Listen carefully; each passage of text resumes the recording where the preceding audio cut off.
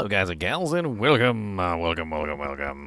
So today we're going to be going over some of the new unique items, but we also want to go over some of the older unique items too. And basically they're all new at this point because of the changes that they made to everything in 1.50. So today we're going to be going over Eaglehorn. That's right, Eaglehorn. Eaglehorn is a unique item that was originally, I think, in Diablo 2. I can't remember if it was in Diablo 1. Come to think of it, it might be. It might have been in Diablo 1. But Eaglehorn has been changed significantly for patch 1.50. And let's go over it together and talk about it, shall we?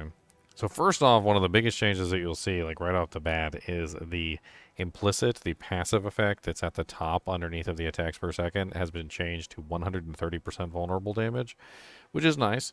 If you're scaling that, it's definitely going to help you, like if you're using, say, Victimize, which scales with vulnerable damage. On top of this, it also gives you a pretty decent amount of increased attack speed of 14 to 18% increased attack speed, which is not bad. And it also gives you a double chance for penetrating shot of up to 55%, which is a lot. And quite honestly, it's if you get like a greater affix like I have right here, it ends up being, 82.5%. I think it'll end up going up to almost nearly 100% no matter what, even without the greater affix, so it's not really like required. On top of this, it also gives you 2 to 4 to penetrating shot directly, which of course is going to enhance your penetrating shot damage. And it also gives you 1 to 2 to malice. Malice is one of the passives on the tree, and it gives you a increased damage, 18% increased damage to vulnerable enemies, and 18% increased damage to knockdown enemies, and these bonuses can apply simultaneously. So basically, with this one, you're going to get a couple extra points of malice, which is going to give you a little bit more damage multiplier. On top of this, we also have the special effect itself, which is penetrating shot makes enemies vulnerable for 3 seconds. So it basically just enables penetrating shot to make enemies vulnerable. So all of the monsters will be vulnerable basically all of the time. And on top of this, every 4th cast of penetrating shot bounces off walls and deals up to 150% more additional damage. And you can pretty much see this. So like if you attack with penetrating shot, you'll notice that on the 4th shot, the shot bounces back. You see it bounced off there off the wall. And that shot that bounces off the wall will do a huge amount of additional damage over the regulars. Which is pretty nice. It can also double, by the way. So if you get the double on the 4th shot, the double shot also bounces, which is kind of neat. The only problem with this is it doesn't really work very well if you're in a room that doesn't really have a lot of, like walls. Like there are some areas that have a lot of open spaces, and the open spaces are going to obviously give you a kind of trouble with this item because you're not going to be getting that damage bump, which kind of sucks. The vulnerable effect, though, is nice, and one of the biggest issues I have with this bow, and actually all of the unique bows, is that because the rogue has a two-handed weapon, kind of similarly to the way that the barbarian has a two-handed weapon and also one-handed weapons, it represents a double aspect. And if you're trying to utilize double aspects specifically, or if you are in any kind of build, that double aspect is going to be extremely powerful to make your build stronger. And without it, you're kind of screwed. So if the item that you're putting in this spot is not worth taking that double aspect off, then it might not necessarily be the best bow for you. And this one is in an odd situation like that.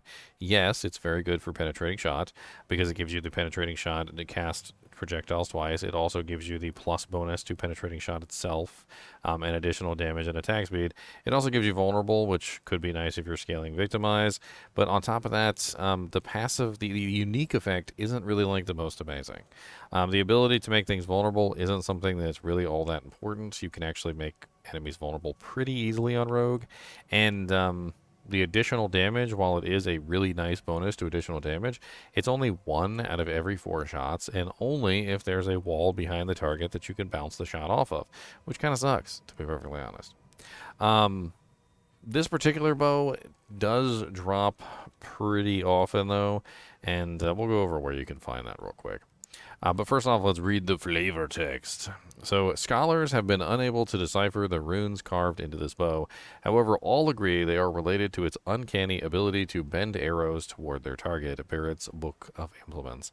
I call the Eaglehorn the never miss bow in Diablo 2. Mr. Goody Two Shoes, Mr. Goody Two Shoes. Ginger Evil Mentor here. Why bother farming when you can go to MMOEXP.com and simply purchase your items in gold? GGM would have you farm the items. What a pathetic being. Use code GEM Ginger Evil Mentor for 6% off your entire purchase. And don't tell Ginger Gaming Mentor that I was here. A double farming there for you. There's really not a lot more to say about this particular item. I am using it at the moment on my rogue, and just to give you like a taste of like what I'm capable of with this particular bow. I mean, why not?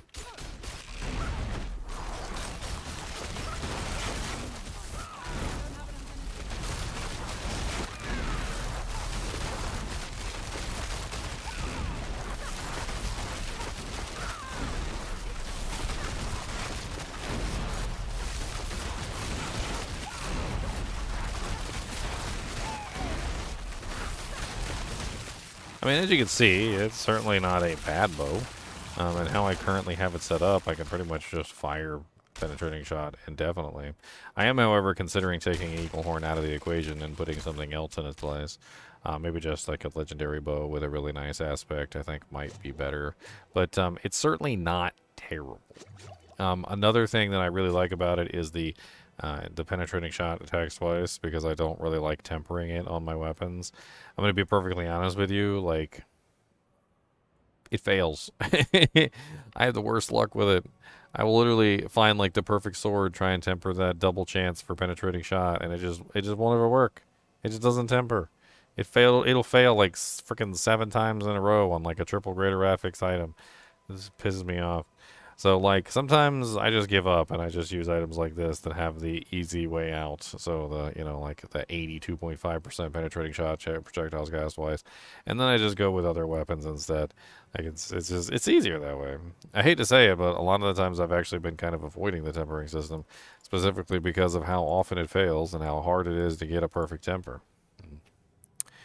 I think that's pretty much it for this particular item. There's not really much more to go over. It's a decent bow. It's good for penetrating shots. I think that there's better options if you're building penetrating shot specifically, because depending on if you're doing the poison damage, you might use the creeping death aspect. If you're using the imbuements, it might be the corruption one that gives you the multiplier for when you're using imbued effects. There's a lot of different ones that could potentially come in handy better. Anyway, as always, I do appreciate you guys and gals joining me when we're going over these items.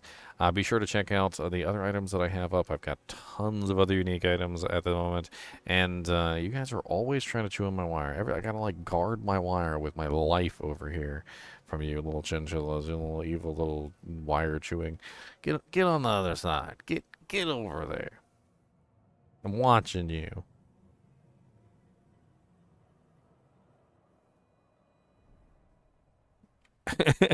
As always, thanks for watching, and keep watching.